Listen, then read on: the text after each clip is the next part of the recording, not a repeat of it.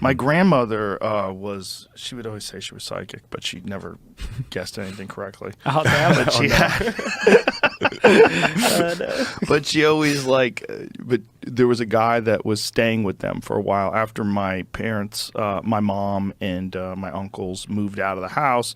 They took in a boarding, like a guy that my father knew, and he paid them to stay in one of the rooms. And he was up in the attic, and they had like the attic set up as an apartment, and he died. And my grandmother used to go up there, and she said sometimes he would talk to her. Like she would have these experiences where she's like, I know he's still up there. Like he was talking to me.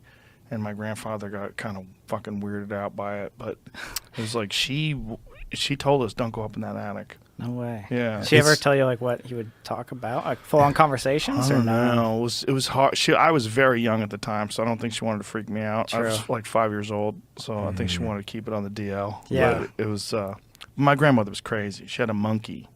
She had a monkey named Chi-Chi that would bite people. What? Whoa. What? Yeah, my grandmother was nuts. Yeah, she was a wild lady. Yeah. She went to jail for bookmaking. For Bookmaking? Yeah, she was running numbers for the mob. And she wouldn't give up the mob, and so they put her in jail for 6 months. So it would always be like, where's Grandma? And they're like, oh, Grandma's staying with Aunt Lulu. Just not talk about it She for a was while. in fucking jail.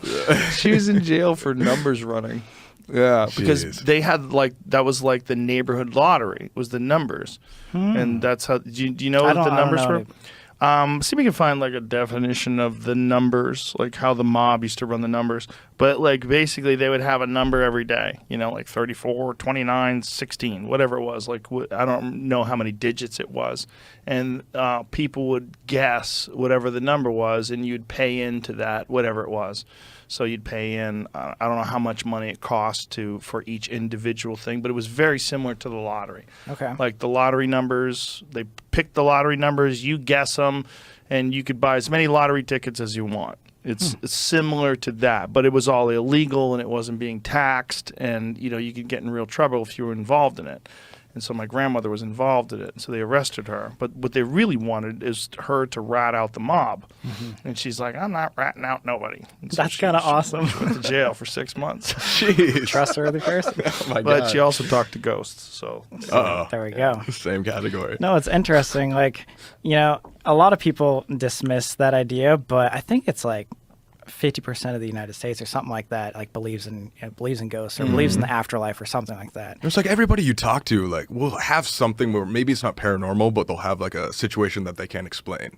yeah. They don't know how like the drape fell off like in the beginning, It's weird enough that we're here. That's weird enough. Right. The idea that like there's ghosts somehow or another, that's weirder.